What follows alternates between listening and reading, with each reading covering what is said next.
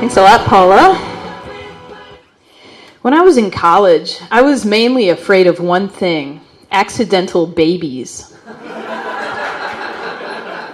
I used this spermicidal insert called N-Care. You would insert it and wait a couple of minutes, and it would foam and melt down, and you'd be off to the races.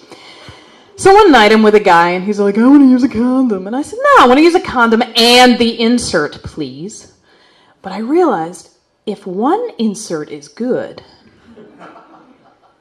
I inserted 6 of them and waited.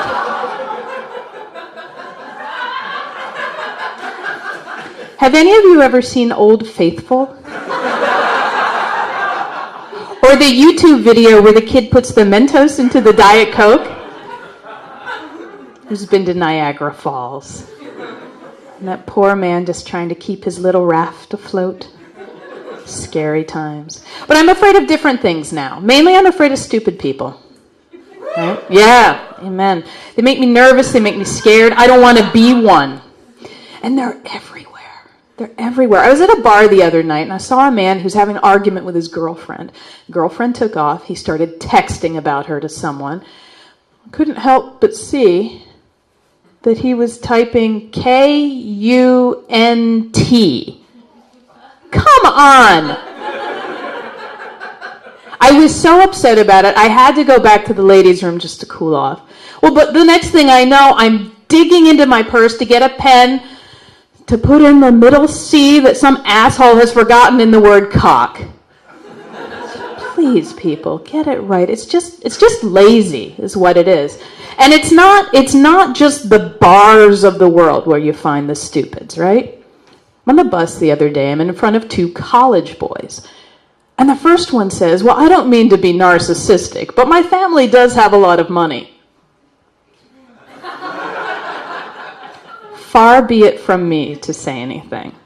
But his friend jumped right down his throat. He said, I don't think that's the word you want. What, narcissistic? No, I don't think that word means what you think it means. Well, what's it mean? It means you fuck dead people.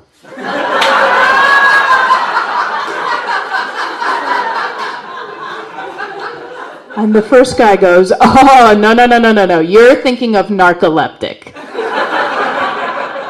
True story. I'm afraid of being fat. I'm not fat, but I do have a tendency to be overweight. So I've been reading magazines to get tips. And I saw one in Marie Claire the other day, and they said, a woman should never weigh more than her IQ. Now, to be clear, they were not, I repeat, not encouraging anorexia in Republican women, lest they be accused of that. You know what it is? All these things I'm talking about, it's all about control. It's all just fear of not being in control, right? I mean, a lot of us have that. And usually with me, alcohol is involved in some way. Since I got married, I would say I rarely black out during sex anymore. Hardly ever. But what does happen when I drink is that I shop online. And I don't always remember what I bought. So the other day a box shows up at the house from eBay. It had a pair of regulation boxing gloves, a pair of bumpets, and a box of cat diapers. So the boxing gloves and the bumpets, obviously, I'm clear. I'm good with those. Cat diapers, I'm going to have to wait for date night. So they're still sitting on the coffee table for right now. It's fear of not being in control, fear of not being the best, fear of not achieving, and in the dumbest environments. I mean, you think about the dentist. I have a dentist appointment tomorrow, and I'm afraid. But I'm not afraid of the dentist. I'm afraid of not having the best teeth and the best gums. What do you do? What do you do the night before you go to the dentist? Floss. Because one day of good works will erase 6 months of sin. And you're sitting there at the dentist and he says, so do you floss? And you're like, red, puffy gums, blood coursing down your chin. It's like you flossing is like me to having sex. Yeah, it happened last night, but it had been 6 months, right? But what compounds the issue, what makes it so more difficult, is I have a gynecologist appointment next week. How can I have the best vagina? I have to do this. I can't floss. I could shave, right? I mean, at a minimum, that's what you do. That's just polite. The worst thing you can hear is your physician saying, Dr. Livingston, I presume. Right? So I don't know. I don't know what to do.